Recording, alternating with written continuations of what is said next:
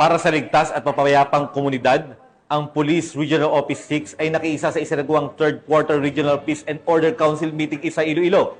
Ang balitang ito ay muli Patrolwoman Justin May Halores.